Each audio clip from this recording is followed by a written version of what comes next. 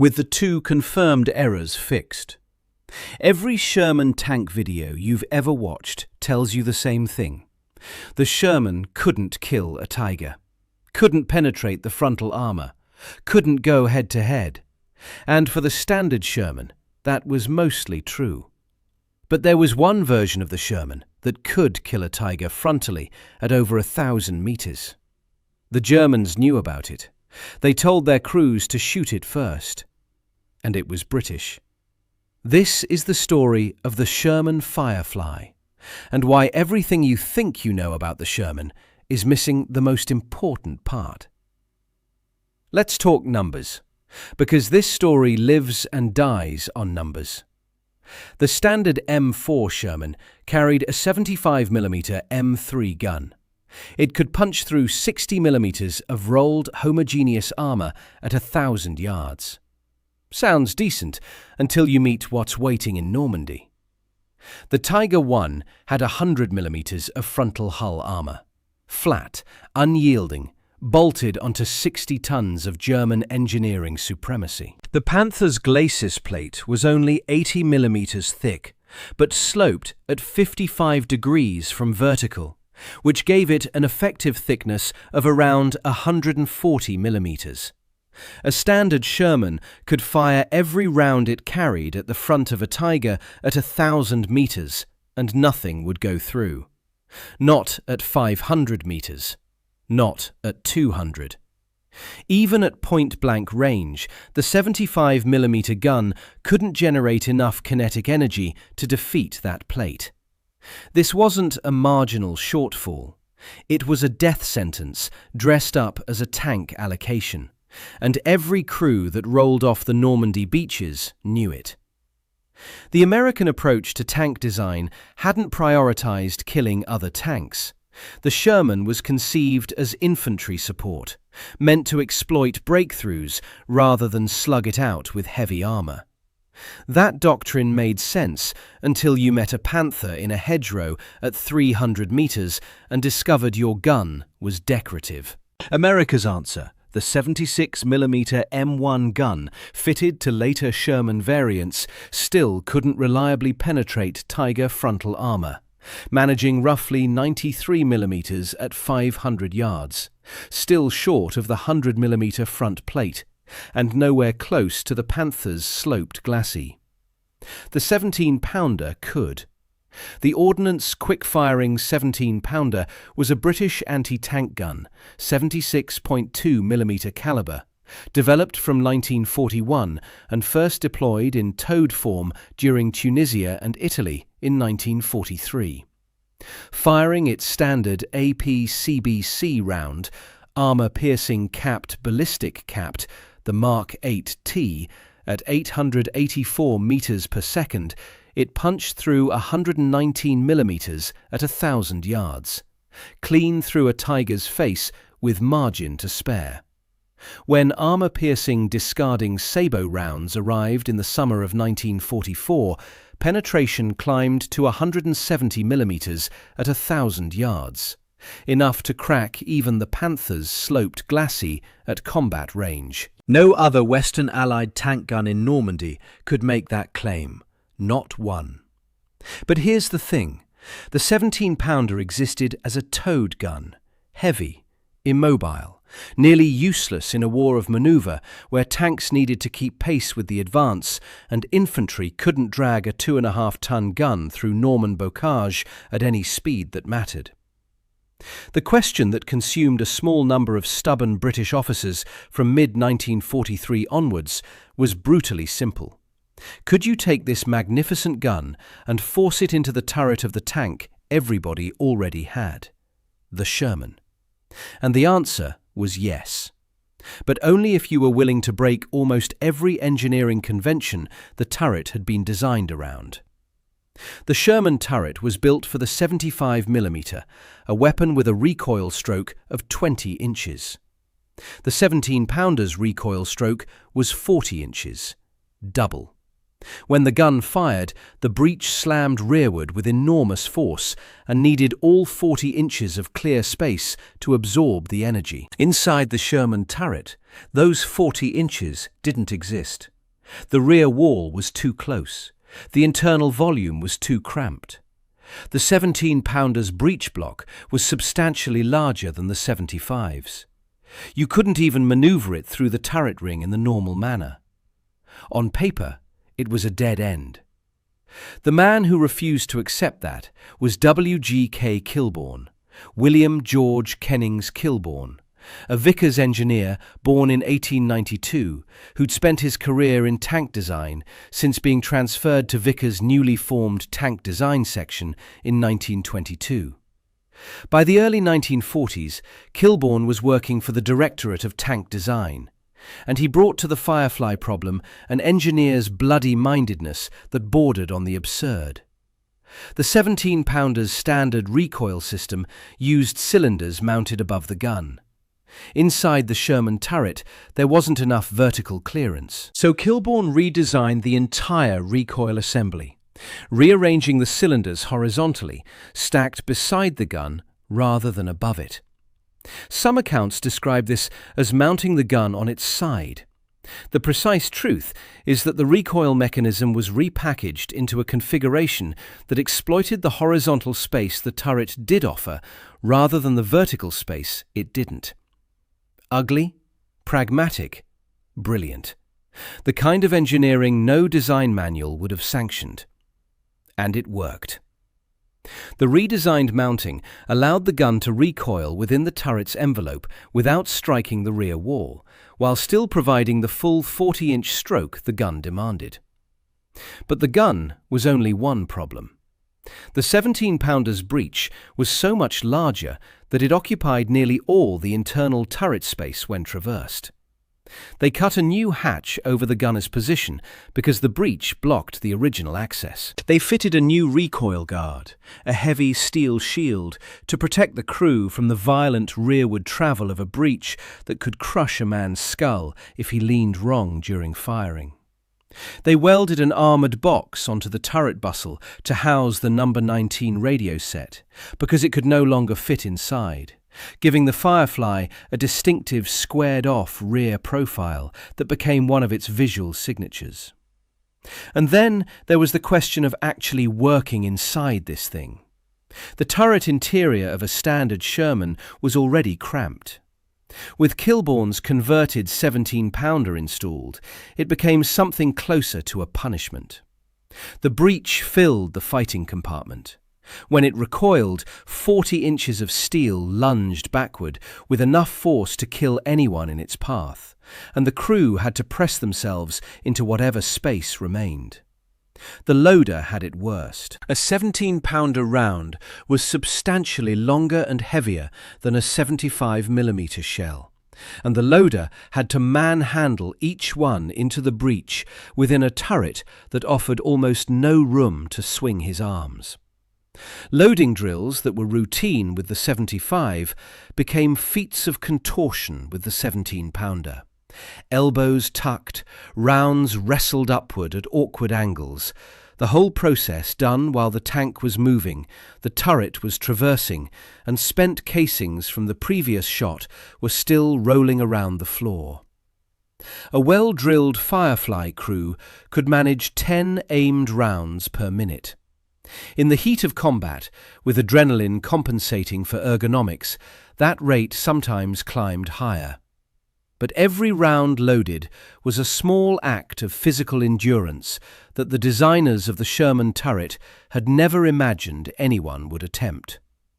Below the turret, the hull needed its own surgery. The 17-pounder's ammunition was physically larger than 75mm rounds, and the Sherman's standard stowage bins couldn't hold enough of it.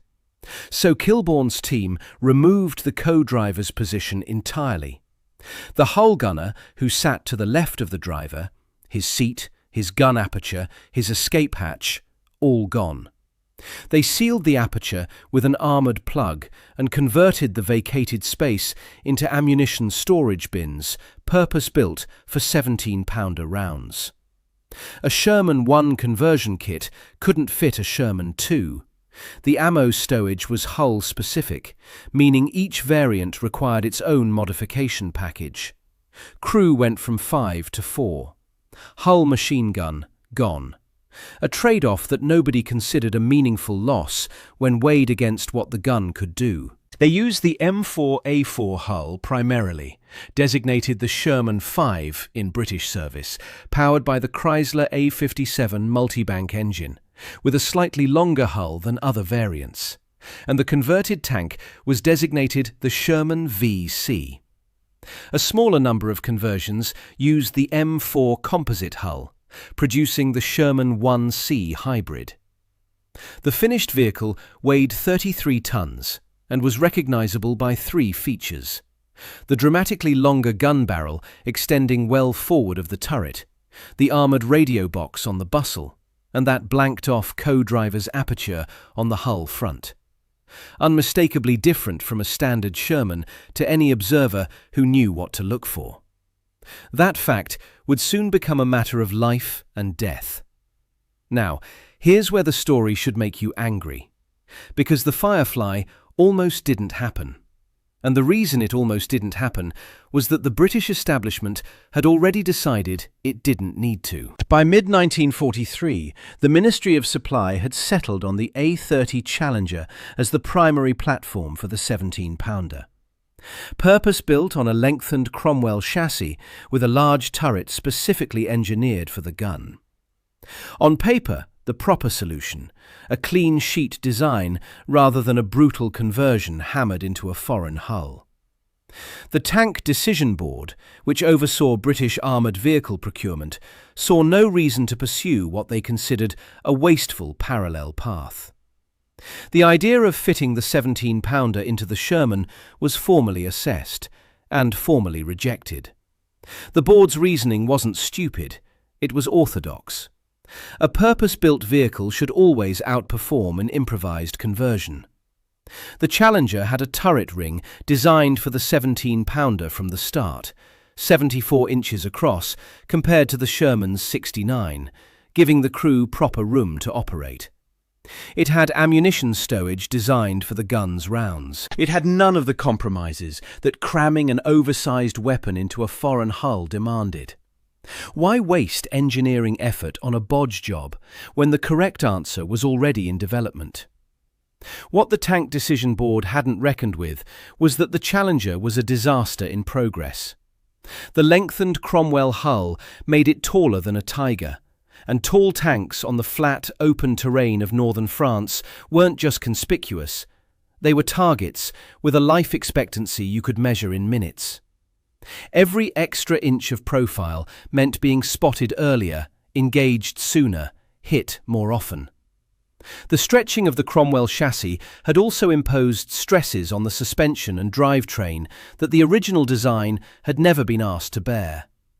Running gear wore out faster. The Christie-derived suspension arms, already working hard on the standard Cromwell, were being asked to handle a heavier vehicle with a higher centre of gravity, and they cracked, bent and failed with depressing regularity. Transmissions ground themselves apart under the additional weight.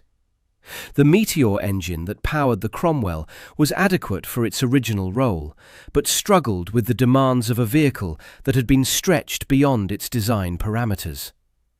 Overheating during sustained road marches, thrown tracks on rough ground. Mechanical reliability wasn't occasionally poor, it was consistently and stubbornly poor in ways that couldn't be fixed with a maintenance schedule. And the production numbers were catastrophic. Month after month, the facilities producing Challengers couldn't hit their targets. Jigs had to be reworked, hull castings were rejected, subcontractors fell behind. The numbers being forecast for the spring of 1944 were a fraction, a cruel fraction, of what the armoured divisions had been promised. Only around 200 Challengers would ultimately be produced across the entire programme. Many arrived late. Many performed indifferently when they did arrive, spending more time in field workshops than on the front line. For an army that needed hundreds of 17-pounder tanks ready by June 1944, the Challenger was a broken promise built on a broken chassis. The Challenger was not going to be ready for the invasion of France, and every month the tank decision board spent backing the wrong horse was a month the right solution, Kilbornne's Firefly conversion, sat gathering dust. 2 officers refused to let the rejection stand. Major George Brighty of the Royal Tank Regiment, based at the Royal Armoured Corps Gunnery School at Lulworth in Dorset, had championed the 17-pounder Sherman even after the official rejection. Brighty understood the operational arithmetic with a clarity that the procurement bureaucracy in London either lacked or chose to ignore. British armoured divisions were going to fight in Shermans whether anyone liked it or not, because that was what Lend-Lease had delivered in quantity. Thousands of them, clogging every depot and marshalling yard in southern England. Those Shermans needed a gun that could kill the tanks they were about to meet. The Sherman was available. The 17-pounder was available. Kilbornne had already proved the conversion was mechanically sound. What was missing was permission, and Brighty pushed for that permission with the persistence of a man who knew the alternative was sending crews to die in a fair fight they couldn't win. He went around channels. He lobbied officers above his pay grade. He made himself a nuisance, the best kind of nuisance, the kind who's right. Alongside him, Lieutenant Colonel George Witheridge provided the institutional weight and practical demonstration that turned advocacy into reality. Witheridge organised live firing trials at Lulworth Gunnery School. Not paper studies, not theoretical projections, but a converted Sherman actually firing the 17-pounder in front of officers who needed convincing. The gun could be loaded, aimed, fired, and the turret traversed without jamming, breaking, or killing the crew. Round after round.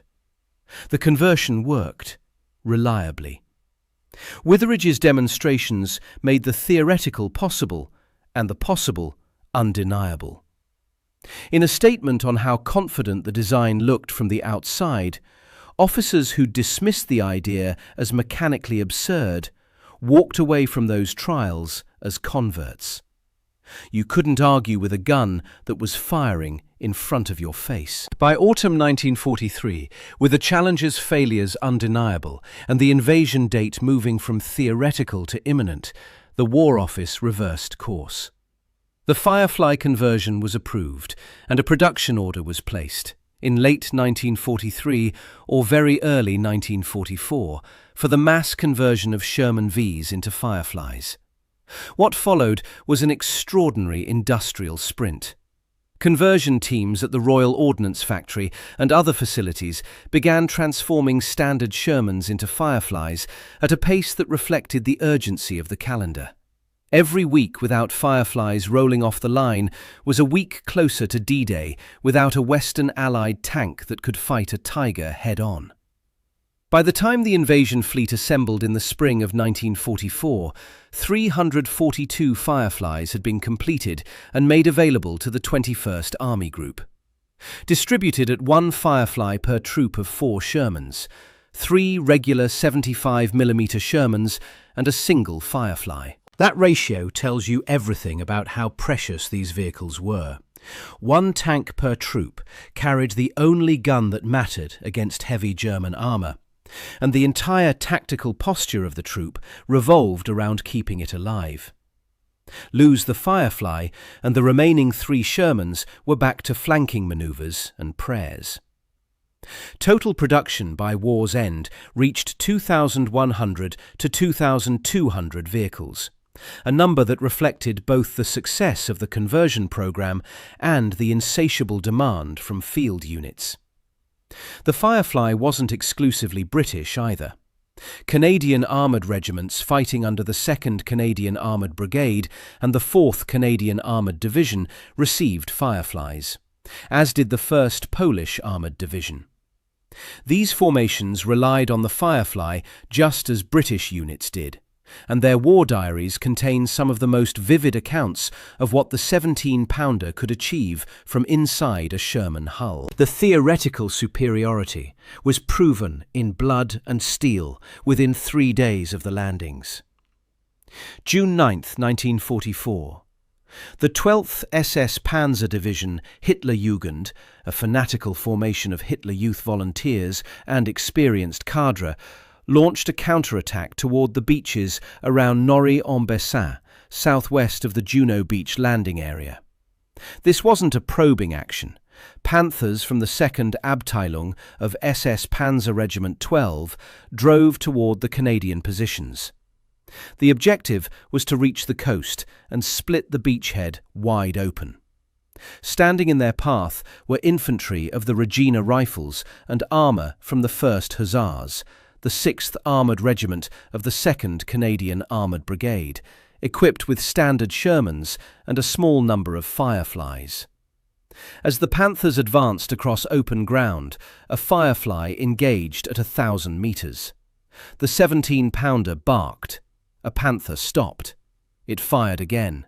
Another Panther brewed up. 6 rounds downrange, 5 Panthers destroyed. Their armour defeated at a range where the standard Shermans alongside could only watch and contribute suppressing fire that bounced harmlessly off German frontal plates. The standard Shermans accounted for 2 more Panthers, likely through flank shots as the formation faltered and individual vehicles turned, exposing thinner side armour. The surviving Panthers broke off and withdrew. The counterattack that was meant to reach the sea had been stopped in a field by a single gun that should not, by the original plan, have existed. 1 British gun did what 9 American guns could not. That isn't propaganda, it's ballistics. And here's a detail that makes the achievement even more remarkable. The 17-pounder's muzzle blast was ferocious, far worse than the 75's. When it fired, the flash was bright enough to temporarily blind the gunner looking through his sight, and the concussive blast kicked up an enormous cloud of dust and debris around the tank's position. Every shot announced exactly where you were. A Firefly that fired once was a Firefly that was spotted, and in the time it took the gunner to blink the flash out of his eyes, relocate the target, and get the next round loaded in that impossibly cramped turret, every German gun in the area was already traversing toward the source of that blast. 5 kills in 6 rounds at Normandy didn't just demonstrate the 17-pounder's lethality. It demonstrated a rate of fire that gave the enemy almost no time to react. A crew working at the absolute limit of human performance inside a turret that was fighting them every step of the way. And Normandy wasn't a one-off miracle. During Operation Goodwood on July 18, 1944, the massive British armoured thrust east of Caen, involving 3 full armoured divisions, Fireflies of the 29th Armoured Brigade engaged dug-in German armour across open ground between Caen and the Bourguebus Ridge. Losses were severe. Hundreds of Shermans destroyed in 3 days. But unit war diaries note the same thing over and over. Fireflies were the only tanks in a troop capable of responding effectively when German armour appeared in hull-down positions at 1,000 metres or more. The standard 75s could suppress. They could harass. What they couldn't do was kill. Then came the action that proved the pattern beyond any doubt. Operation Totalize, August 8, 1944. Trooper Joe Ekins of the 1st Northamptonshire Yeomanry, serving as gunner in a Firefly, destroyed 3 Tiger tanks in 12 minutes near the village of Saint-Aignan-de-Clamenil, south of Caen. Ekins, a young man who'd been a factory worker before the war, engaged the first Tiger at 800 metres, brewed it up with his second round, traversed to the second, destroyed it, and hit the third as it tried to reverse into cover. 3 Tigers, each one a 60-ton, 100mm fronted behemoth. 12 minutes. A single Firefly gunner who'd been in France barely 2 months. That engagement occurred as Allied forces drove south to encircle the German armies in the Falaise pocket. And it underscored a reality that German tank crews had already come to understand. The long-barreled Sherman was the one that could kill you. And then there was the Falaise pocket. By mid-August 1944, the German armies in Normandy were collapsing inward. The Americans had broken out at Avranches and swung east. The British and Canadians were pressing south. The jaws were closing around tens of thousands of German troops and hundreds of armoured vehicles trying to escape eastward through a narrowing gap between the towns of Falaise and Chambois. Closing that gap, sealing the pocket, became the single most critical objective of the entire Normandy campaign. If the Germans got out, they'd reconstitute east of the Seine, and the war would drag on. If the Allies shut the door, it was annihilation. As the pocket collapsed and German vehicles crowded the roads and fields attempting to escape eastward, Fireflies from multiple British and Canadian regiments engaged retreating German armour at ranges that would have been suicidal for standard Shermans. Firefly gunners picked off Panthers, Tigers and Panzer IVs with a clinical efficiency that the 75mm gun had never been able to achieve.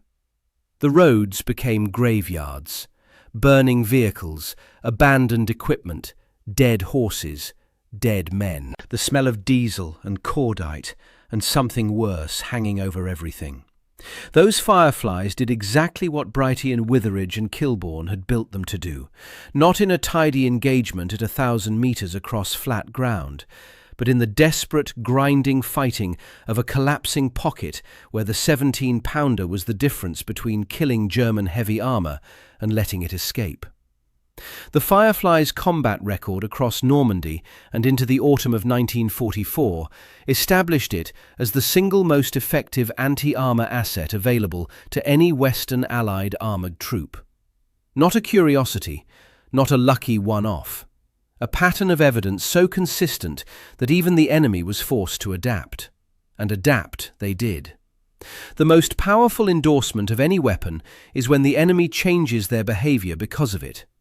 The Germans changed their behaviour because of the Firefly. By the summer of 1944, word had spread through German armoured forces in Normandy that the British had fielded a Sherman variant carrying a gun far more dangerous than the standard 75. German intelligence identified the key visual characteristic. The gun barrel extended significantly further forward of the turret, and some vehicles carried a distinctive muzzle brake. Panzer crews and anti-tank gunners received tactical guidance disseminated at divisional and regimental level.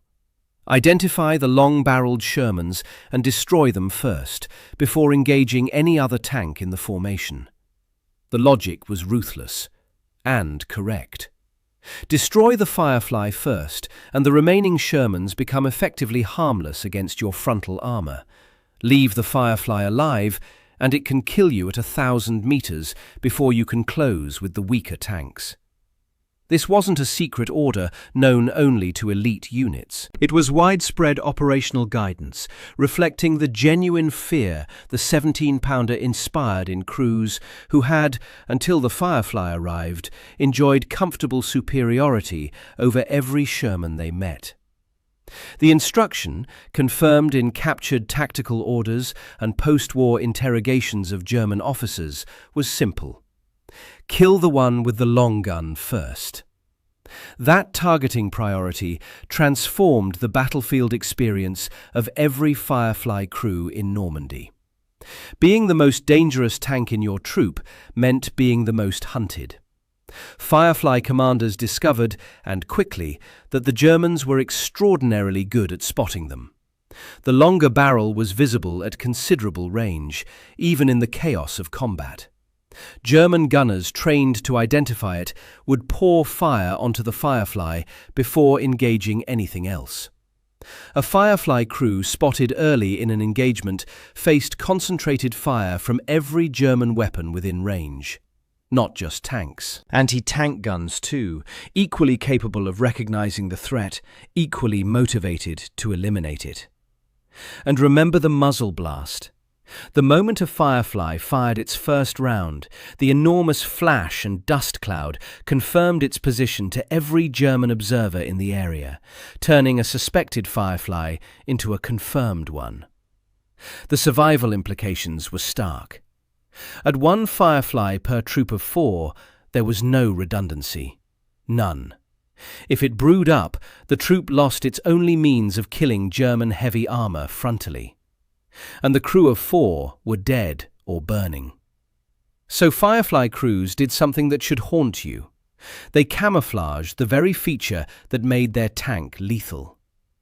Crews painted the forward section of the 17-pounder barrel with a lighter colour, a counterpainting technique designed to break up the barrel's visual profile and make it appear shorter from a distance. The eye reads the lighter painted portion as sky or background rather than gun barrel, and from several hundred meters the illusion was surprisingly effective. Some crews went further, painting a dark band across the barrel at a point roughly corresponding to where a standard Sherman's muzzle would end, reinforcing the illusion. Others fashioned false muzzle brakes from scrap metal, attached partway along the barrel to create a convincing simulacrum of the shorter gun's profile. The goal was deception at range. Make the Firefly look like an ordinary Sherman for long enough that it wouldn't draw first fire. Long enough to get that crucial opening shot off before the Germans realized what they were looking at. This was not, by most accounts, an officially mandated practice handed down from brigade headquarters. It was crew and troop-level improvisation, born from the same desperate ingenuity that created the Firefly in the first place. Men who understood that their tank's greatest strength was also their death warrant, painting their gun barrel to look like a weapon that couldn't hurt anyone, because the alternative was being killed for the crime of being effective. Think about what that means for a moment. Britain's most dangerous tank in Normandy, the only Western Allied Sherman that could kill a tiger frontally at over 1,000 meters, the weapon 2 officers fought their own government to build, the gun that stopped the 12th SS cold at Normandy, the weapon that let Joe Ekins destroy 3 tigers in 12 minutes, the gun that Firefly crews clung to as the Falaise pocket collapsed and the entire German army tried to escape. That tank had to disguise itself as worse than it was just to survive long enough to fire. The best weapon on the Allied side, pretending to be mediocre, not to deceive the enemy about its existence, the Germans already knew, but to buy a few extra seconds of ambiguity. A few extra seconds before the long barrel was identified and every German gun in the sector swung toward it. Seconds that meant the difference between firing first and burning. And then history did it again. For decades, the Sherman story in popular culture was shaped almost entirely by American accounts. Belton Cooper's Death Traps painted the Sherman as a mechanical coffin, helpless against German armour. A narrative that was specific, distorted, and in many ways misleading, but which cemented in millions of minds the image of the Sherman as a tank that couldn't fight. What that narrative barely mentioned, what it had no framework to give more than a footnote, was the British variant that could. The Firefly was reduced to an asterisk, a brief mention that the British fitted a bigger gun and it worked better. Not deliberately, not through conspiracy, through the gravitational pull of American-centric historiography that simply didn't have room for a British solution to what it framed as an American problem. Hollywood made Sherman films, American publishers printed Sherman books, and the Firefly, the one that actually worked against the things people were scared of, slipped out of the story. The Firefly was disguised twice.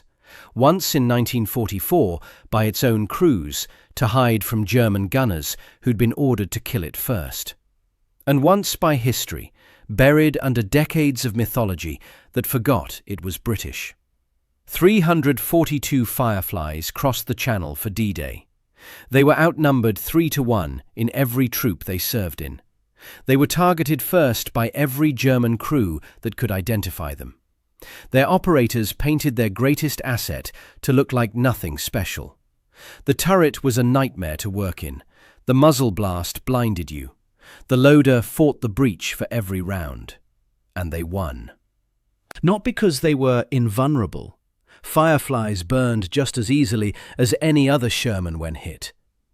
But because when it mattered, when a Tiger or a Panther appeared on the horizon and every other gun in the troop was useless against the frontal plate, the Firefly crew didn't have to run. They didn't have to flank. They didn't have to close to suicidal range and hope for a side shot. They could fight. And it was British. Subscribe for more stories like this.